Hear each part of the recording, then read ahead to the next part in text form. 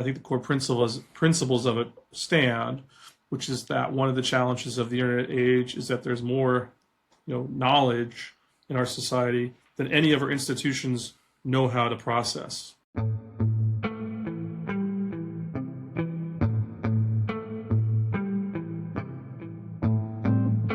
Matt, tell us about what was going on in the Capitol this week that you've been a part of, and quite frankly, you started. Well, helped to start. There's obviously, like anything else, a great team. So this week they held the 7th Congressional Hackathon, which is an incredible event that brings together civil servants, elected officials, technologists, to talk about ways that we can improve Congress as an institution, both in terms of how it serves the American people, but also in terms of how the internal processes are operated. It's an incredibly exciting event, which I can talk a little bit more about how it got started. But it was really exciting. It was really exciting to see this event continue, and a real credit to the team of professionals that are there now working on these issues.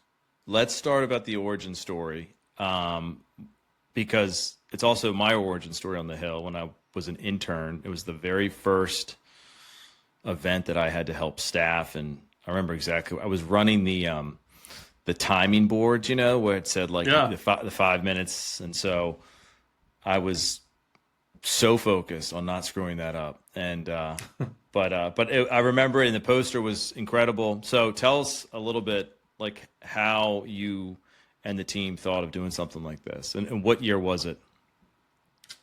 It was 2011, and I had to check because I have the poster right off camera here. And it's interesting, the commemorative poster from the first year, you walk around town and you kind of see it in offices and home offices, it pops up every so often. So it's kind of a cool memento. So we were out in Silicon Valley. This is really at the height of the tech honeymoon, where, there was a lot of optimism about the role of technology in our society. You had all this, incredibly innovative companies, continuing to rise out of the valley. And so I was out there with Eric Cantor, congressman, and the majority leader of the House of Representatives, and Kevin McCarthy, who at the time was the House whip. And so we're sitting in Zuckerberg's sort of fishbowl office. This is before he had, the new campus. So it was like one of the original Facebook offices. His personal office, where he operated out of, was like a fishbowl, and it had glass on all sides. And there was like a couple of chairs and couches in there. And so, a small group of us walk in, and we're meeting. It's like Andreessen is there, Zuck, Cheryl, and then, Kevin, Eric, Paul Ryan, me, and then maybe one or two other people. Is a cool moment, especially as a young staffer, to sort of be right, in this discussion. And we talked about a bunch of issues facing the country, facing our global competitiveness, facing the role of technology in our society. And as we got towards the end, they were like, Matt, talk about kind of the stuff we're doing on the Hill to try to use technology to make the place work better, and gave a little spiel on that. And really great questions, I remember, from kind of 3 technologists in the room. And as we're walking out, Zuckerberg was like, what you really need to do? You should have a hackathon. He's like, and look, you're not going to be coders, you're not going to be building apps, but it's a great way to bring all these stakeholders together to just align people's thinking, and to do it in a relatively compressed amount of time. And so, okay, cool, great suggestion. And we came back to DC, and really inspired by that. And so we've, Eric and Kevin in particular, we were like, Matt, you should help throw this together. So we put this event together, a bipartisan event with Steny Hoyer's team. So it was a Democratic leader from Maryland. And, so it was like, let's make sure this is apolitical, this is bipartisan, and it's this combination of elected officials and technologists and civil servants and elected officials. So it was absolutely incredible. We had an amazing event down in the Congressional Auditorium. It was electric. Hundreds of people attended, hundreds more RSVP'd, sort of beyond the capacity of how we could, how many we could get into the room. We're throwing this event, we're worried that like 20 people are going to show up. Right. And you end up having a waiting list with hundreds of people. So absolutely incredible experience. And again, 14 years ago. Yeah. And well, Real quick, people often ask, yeah, go ahead. I'm just what was the scene? What was like the scene on the Hill at the time when it came to like new technology integration? Like, were they using it? I mean, I know Facebook was just, I mean, it wasn't super old at the time. What was there just like a lot of built up interest in it because a lot of this tech was, like you said, it was kind of the honeymoon of it. Like when people walked into the auditorium, like how much did they even know about the stuff that you guys were Yeah, it's a range. I mean, it's a big question, but there are kind of three tracks for how Congress utilizes technology. And they're always being challenged by the evolution of that technology itself. As a large institution and as a large government institution, it's always a little bit behind where the technology is. But those three tracks are, how are they communicating with the American people? How are they legislating for the American people? And then how are they conducting internal operations? And in all three areas, there was a lot of interest, but there was also a lot of skepticism, particularly from some of the more traditional stakeholders about, like, isn't this just sort of a flash in the pan, marketing, shiny object type thing? This is a time when getting certain members to sign up for Twitter was like, took effort. Whereas today, half of them got elected because they know how to use Twitter or X. So, totally different ecosystem of the tech, but the psychology was the same. And that was more than anything the watershed achievement of that first hackathon. Coming out of that, you had certain stakeholders in some of the House offices who were resistant to open data, resistant to APIs, resistant to using some of this technology. They came out the other side saying, I get it now, how can I help? And they went from being blockers to change to evangelicals for that change. I mean, they now have continued in some cases to this day to speak out for how do we adopt this change.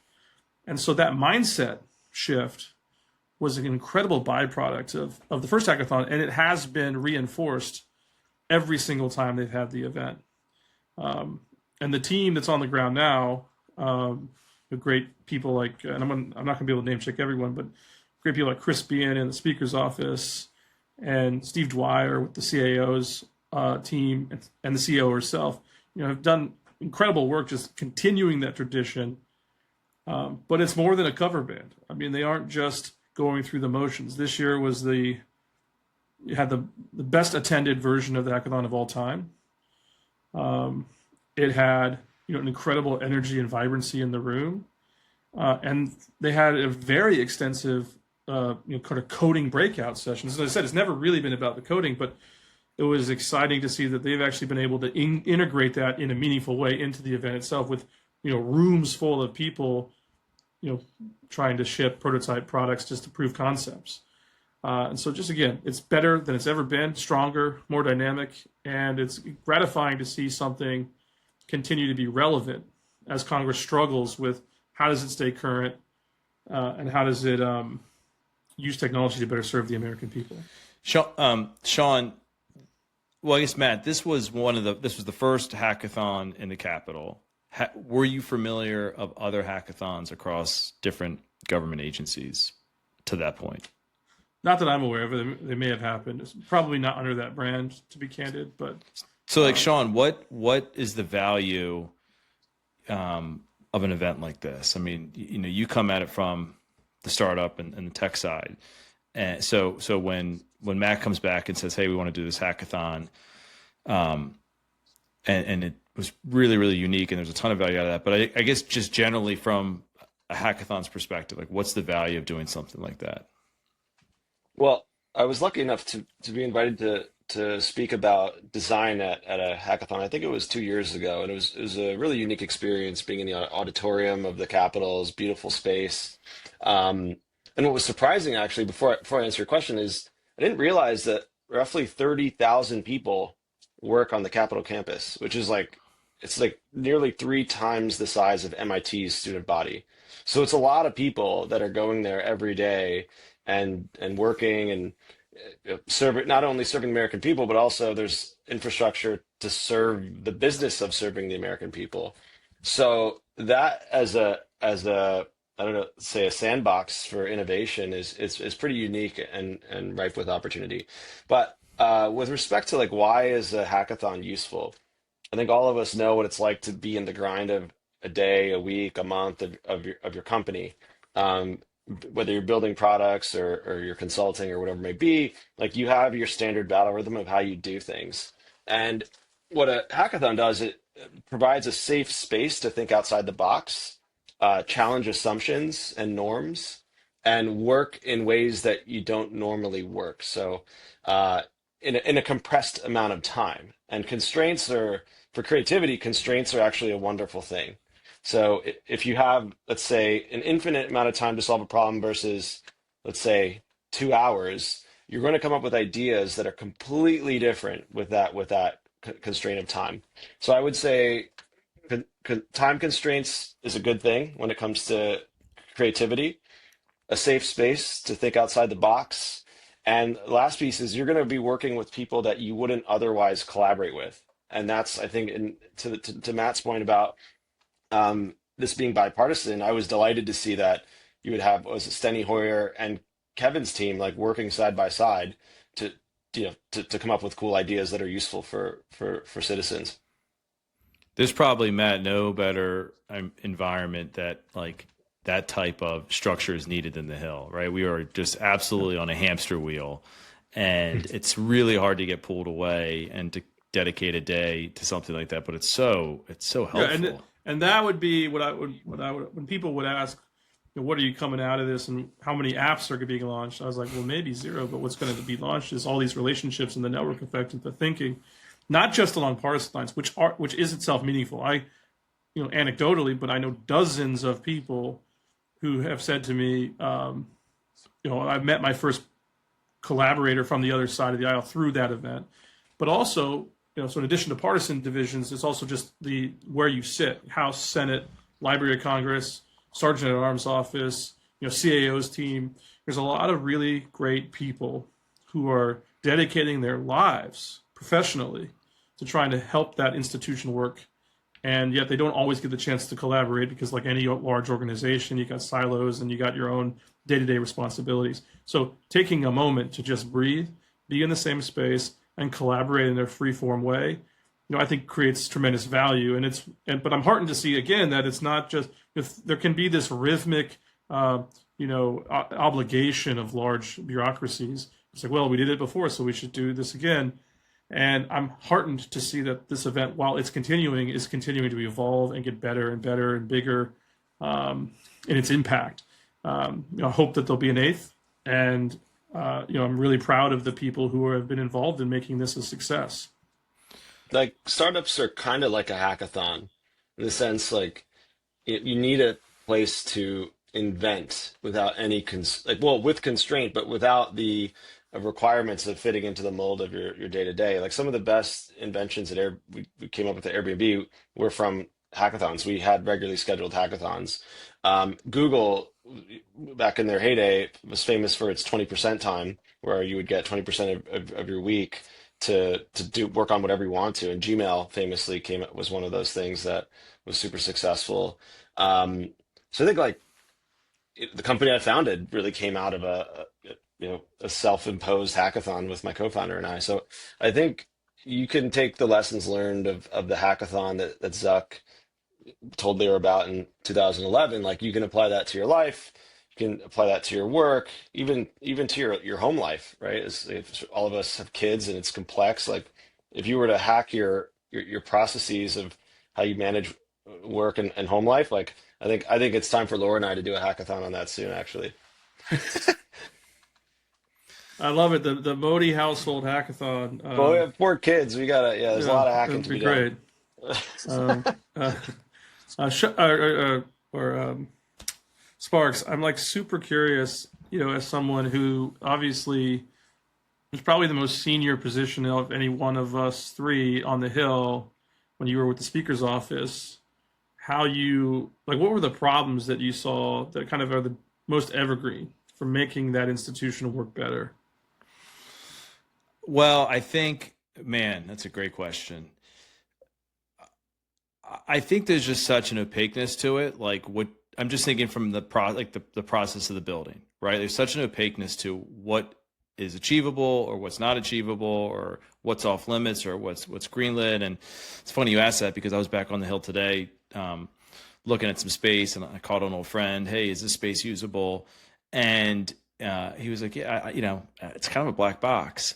And so I think if you're in the majority, and for the speaker's office, it's not too much of a problem because the speaker kind of controls the institution, and you say, hey, we're going to start doing press conferences in Stat Hall. It's like, well, nobody's ever done that before. It's like, well, we're going to do it. And so, but I think for a lot of other, I mean, to your point, John, it's such a huge campus. The space is stunning. It's so underutilized. And I think your rank and file office, even if you're in the majority, especially if you're in the minority, you just don't really know what you're able to do. And I think trying to figure that out is like really, really complicated. I mean, you have to get permits to do stuff in the Capitol, just if you wanted to do something at a park, right? And going through that process is as old school as anything. And you just think about, okay, could there be some like improvements made that makes it really easy to know, hey, this space is being used, or my event works for this space, or it doesn't work for this space.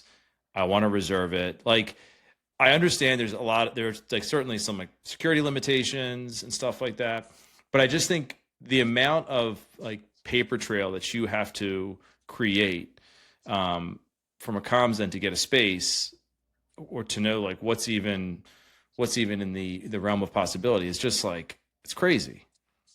Yeah, it's interesting. I gave me an idea. Like now, I think you were mentioning earlier, these folks that are doing the hackathons don't know how to code. But in the age of AI, where if you remember the term vibe coding, these hackathons can take on a whole new form. Like there could have been a small team vibe coding a booking app to book space in the Capitol, and then they could present that to key stakeholders and get it greenlit and get it shipped. So I think, yeah, that would be an interesting breakout session for sure for next year. I'm really excited by that. In fact, I was texting with some of the organizers this morning, just giving them a congrats for such a great event. And I had that same thought, great minds, I guess. But I was like, you've already got dozens of coders there now. But by the 8th hackathon, you know better than any of us, Sean, the exponential pace of change with these AI-enabled tools. Vibe coding is great now, but it's going to be exponentially better by the time they do the next event. And it's a realistic possibility that a completely non-technical staffer could sit down and actually vibe code a prototype app within minutes or hours. I think the next one could be really, really incredible with those tools. I hope that happens. It's very exciting. Well, I'm just thinking about, as a junior press staffer, when you're in charge of the press clips, right? Like, and I took a lot of pride in it. It's like they needed to be in your inbox by 8 a.m. And you're up at 4 reading every single story, imaginable. Is there a way to vibe code an aggregator of some sort? You say, hey, here's what I'm always going to. Like, I just want everything in one place. And there's other ways to just building off of that. Like, just knowing what's in the news is one thing, but knowing like how that impacts, how your boss's reputation, or how he's, seen working on a particular piece of legislation or not. Like I remember earlier there was a lot of apps to do like sentiment score, and it's like, what one person views as a good story, another person might view as like a bad story. And so like you really would have to tell the AI to be like, okay, this is the scenario in which we're in right now, right? And like you can just like write down a couple paragraphs about like how your particular lens of the world. So I don't want to just know, hey, this story came out and my boss was in it and you think it was good, like, because it might not be good. My office is the determining factor on whether or not it's a good story. And so things like that, where you can really start to, I think it would be great because your boss might be like, man, I'm getting crushed out there. It's like, no, actually, here is the metrics. You're doing pretty well. Like we're on top of this thing. I think it could be sort of the CYA app of for comm staffers. Yeah, and See, that's it's just not that bad. Look at it. Right. it's just, and that's just the comm side, right? Like the ledge side has crazy potential. Well, look, as you know, like like most institutions in our country spend a lot of time, money, and effort on trying to figure out what their customers think about them. There's multi-billion-dollar companies that specialize in helping brands figure that out. And Congress has the opposite problem, which is that every single person in the country has a view on it and is trying to tell them what they think about it at the same time. Mm-hmm. And so it's a natural place for technology to play a really dynamic role. Some of the apps and ideas that were presented at this year's hackathon were right on that point, which is just to help your staff, especially if you're a personal office, you've got 10 to 15 people, and you're getting hundreds of thousands of messages a year. It's incredibly challenging. And those are the people who even bother to reach out to you proactively, much less the people who are in the broader online conversation about you, much less the people who are in a broader online conversation about the issue that you maybe are working on or care about. And so, using technology to better connect Congress with those conversations, I think, is critically important. When I testified before the Select Committee on Congressional Modernization a couple of years ago, I said that Congress was like a student that bothered to do the homework, but never actually turned it in to the teacher. In other words, like those of us who've had the privilege to work in and around Congress know what very few people in our country do, which is that they are actually, on balance, incredibly well-meaning people who are working very hard to try to serve their districts and to serve the causes that they believe in. And you might agree or disagree with the cause, but they're actually there to try to do some good as they see it. And there's how many hearings a week when they're in session, how many bills go through committee, how many suspension bills come to the floor and then pass the House. Dozens and dozens and dozens of bills a month in some cases, and the American people don't know about it. And this is often confused to be a comms problem. And Sparks, given your expertise, I know. They'll come at you and be like, why am I not getting coverage on this? And the truth is, even if you got the article, how many people are reading that article? And then in the other end of the room, you got an LC or a legislative correspondent, a staffer whose job it is to track what people are saying inbound. And you got 5,000 constituents writing in about the very message you're trying to get out. And so connecting those two processes with technology is a tremendous opportunity to improve the public's view of whether or not Congress is working for them. Again, not as a partisan exercise, but just as like Congress as an idea. Is it working for me or not? And those are the kind of issues that the hackathon explores. But where the technology is and where it's going, and I've been around that problem statement for a while now. I think we're approaching at least the possibility of a true renaissance, where the tech is getting mature enough, and the stakeholder community is getting big enough that those two things might increasingly come together. And really solve these problems in a dramatic way. Is there a library, Lira, of like past? I think a big problem is there's such turnover on the Hill. There's member turnover, and even like at a much faster degree, there's staff turnover, and so I think there's a lot of like brain drain. Right, you could have a staffer that's really dedicated on this issue, and they're working hard and they're thinking creatively, and then they kind of move on. And unless they have a deputy who feels the same way, it just kind of it's a void that is really hard to fill. And in the absence of that person, it just osmosis, it just goes back to the way it was, right? And so I just wonder, maybe there's no way to fix that, or there's no easy answer, but I do think, like to your point, having this many people at this year's hackathon is, hopefully a really like heartening signal that there's more and more people who are focused on this issue. Yeah, it seems it compounds, right? There are dozens of people who attended this hackathon who maybe no longer work on these issues day to day that feel drawn to the concern and still attend the event. And that sort of alumni network will only continue to grow over time. But you're right, turnover presents, a pretty significant issue. The House of Representatives is very unique, even when compared to the Senate in this regard, in that member offices are relatively free to do what they want within certain constraints when it comes to the platforms that they use. Sometimes that's done, the way it should be, which is through kind of fully integrated systems. And sometimes it happens in sort of the gray tech space where, they're not technically supposed to use a platform, but they just do it. They use it anyway because there's 400 plus offices and they have, purchase cards. Like a lot of companies, that happens. But the net result is that you get a lot of experimentation. And so I think it's actually healthy to have a fair degree of experimentation within the House, again, within safeguards to make sure the institution itself is protected. But the real magic, and again, I learned this from the example of people like Reynolds Schweikert, who was a longtime staffer in the House, sort of one of the unheralded leaders in the space, who just did a lot of semi-thankless work to make the place run better. But I remember there was an initiative that ISA was doing as chairman of the committee, and it was taking longer than the chairman would like.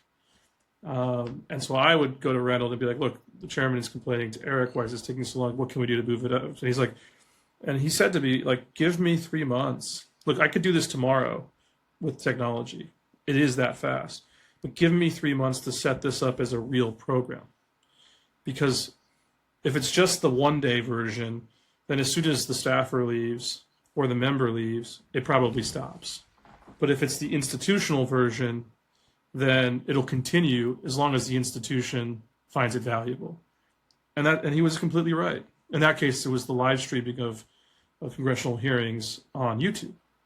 ISA spearheaded that. Reynolds worked behind the scenes to make it happen. And since that day, it's happened, for well over a decade for every hearing. It's not something we take for granted. And so that balance between unstructured experimentation, but then taking the very best ideas and making them institutional capacities, I think is the right approach, because you're never going to change the dynamic, I hope, of members coming and going, and fresh members coming in with new perspective, and people retiring on the other end. You want that kind of vibrancy, especially in the House, but you need the ability to make it a relay race rather than a restart every time you have turnover of staff or members. Yeah, as you're talking, I'm just thinking about incentive structure a little bit. I mean, I remember when Chair McMorris Rogers, they would hand out steak knives for people who, it was win steak knives if you, I even forget what the competition was for. It was visit, X amount of small businesses in your district and do X amount of radio and TV shows. And it was the winner was Congressman X, and you got steak knives. And so I wonder, Sean, it's if you mentioned the Google thing, they do the hackathon and Gmail comes out of it, and boom, look at how important of a product that is for Google. Matt, it's on the Hill, you can do this thing. I didn't even know ISA was responsible for YouTube, but and I know Kevin really tried to sell it. He did. I mean, he celebrated people that were doing innovative things and pushing the boundaries. But I do get a sense you do one hackathon a year, people have all these great ideas, they go back, and then next year you're already moved on to what the new stuff people are focused on. There does, as a former staffer, you want a little bit of a carrot there to say okay, my office did this, or we did that, and other members can see it and they can get excited about it. So it's just maybe carving some time out at maybe once a month or something like that. Again, maybe this is my closing thought is, I just am really proud of the way in which the civic tech community and the congressional community have been able to work together for a long time, making a lot of steady improvements that are often thankless, but I know they do a lot of good. and it makes me excited and optimistic that the next phase of this work will be exponentially more impactful than the good work that's already happened. And I'm just grateful to the people who are leaning in every day to help make that a reality. Well, I will say, as you know, doing comms for McCarthy for all these years, having you and other folks say, hey, we need to get some media to the hackathon. And honestly, it was always impossible, right? There was just other stuff that the media was interested. So I'm happy. No, it's interesting. Like if you have, you have hundreds of people in the Capitol. I mean, one of the hackathons was literally the first large event after the campus reopened, from being closed for COVID and the security issues they had. So it was like, well, this will be the one that gets a ton of media because you're having hundreds of people return to the Capitol, and of course, very little coverage. And not for the lack of trying. I mean, you were doing great and others, but it was just that, no one wants to write the story about hundreds of people came together, Republicans and Democrats, and worked together for half a day and left inspired. I mean, I know, again, at least 10 people who've come up to me at the various hackathons and said, I quit my job after the last hackathon and I'm now working at, some foundation or a startup that's working on this problem. And you're kind of, on one hand, inspired, and on the other hand, you're like, well, I hope it works out for that kid, because I don't want to, But haven't there been some companies that have been born from... Companies have been born from the hackathon. People have changed their careers because of those hackathons. Friendships have been born. And these are very meaningful things in terms of building out the congressional community. To me, it seems like one heck of a story in an era of cynicism that you can bring all these people together.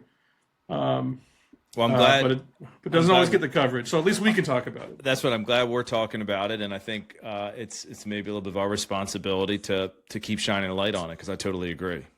Yeah, well, these things happen. It's not exactly the same, but my great uncle Bob was working for the Peace Corps, and he wrote this software called EasyTreeve, and he ended up getting the first ever software patent in the United States, and he went on to make a lot of money with that patent, building information retrieval systems for local and state governments across the U.S. And that was, he wrote that code on nights and weekends while living in his brother's basement in Virginia. That's awesome. Well, maybe next time someone vibe codes themselves a patent product, the hackathon billionaire, let's see it happen. It's possible. I think we're about 1 minute away from that sunlight just blinding Lira. I know. Well, you had the rain last time. This time I've got the sunlight. So it might be a good time to hit it. Thanks, guys. All right. See you next time. See ya.